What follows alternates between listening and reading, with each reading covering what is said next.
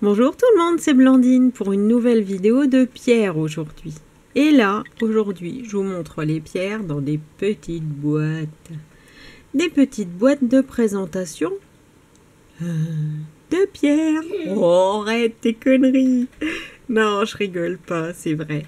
Bon, Violette, derrière, si vous entendez du bruit, c'est parce qu'elle joue à la console. Voilà, et le personnage n'a pas pris le passage secret. Allez, je reviens pour la suite. Me revoici pour la suite de la vidéo, et même pas en rêve que vous avez vu que j'ai ouvert les petites boîtes qui contiennent quelques perles à l'intérieur. Ici, nous avons donc des perles d'ambre, et à côté, nous avons des perles d'améthyste. Sont toutes petites les perles d'améthyste, mais elles sont magnifiques et de toutes les couleurs. Ça va du violet tout pâle au violet foncé. Donc moi j'aime beaucoup. En plus l'améthyste c'est une pierre qui me plaît énormément pour la simple et bonne raison que c'est une pierre apaisante. Ça aide à être un petit peu plus calme, ça diminue le stress. Ça aide à lutter contre l'insomnie. Et moi, j'ai une améthyste sur ma table de nuit depuis peut-être bien 6 mois, 1 an. Et je trouve que ça marche pas mal. Ça aide à la méditation. Ça, c'est impeccable quand on veut méditer et qu'on a de l'aide d'une pierre. Donc, par exemple, un pendentif en améthyste ou bien une améthyste en pierre brute ou taillée, n'importe. Moi, je vais vous montrer, tant qu'on y est, ma pierre qui me sert à la méditation. Tadam! La voici. Alors, effectivement, c'est une grosse bête, comparée aux petites perles. Mais bon, je l'ai depuis extrêmement longtemps. Elle est avec moi depuis très très longtemps. Celle-ci n'est pas sur ma table de nuit parce que à l'étage sur ma table de nuit, j'ai un obélisque en améthyste. Donc celle-ci est sur mon bureau pour m'aider à travailler, à me concentrer parce que c'est une pierre qui aide énormément à la concentration aussi. Ensuite, en ce qui concerne l'ambre, donc ici, on a énormément de petites perles. C'était un collier avant, mais le collier avait plus de 20 ans, oui. Donc, au bout d'un moment, le fil a cassé.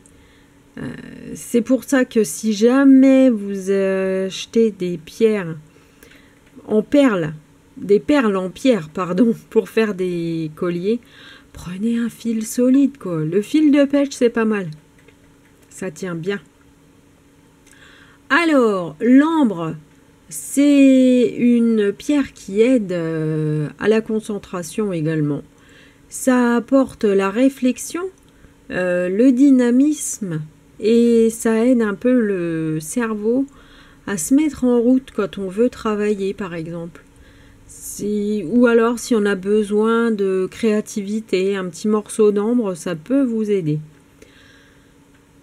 Elle apporte l'optimisme et elle vous aide à avoir les idées un petit peu plus claires quand vous avez une période un peu sombre, genre une période de perte de confiance, une perte d'énergie.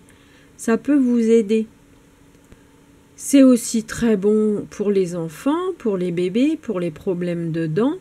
Quand les bébés ont les dents qui poussent, pardon, les premières dents, c'est extrêmement douloureux.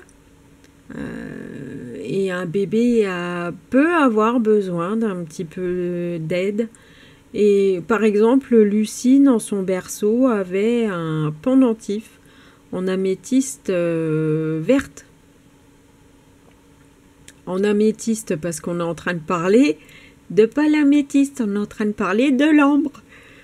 Pardon, excusez-moi. Donc ça aide à la concentration, mais quand c'est ta pierre à toi, tu vois, quand tu l'as toujours avec toi et qu'elle est un petit peu magnétisée à ta patte. Là, c'est un collier à moi qui s'est défait, mais j'ai gardé quelques perles. Mais j'aimerais bien... Enfin, Julien a dit, si tu veux, je les mets en vente dans la boutique.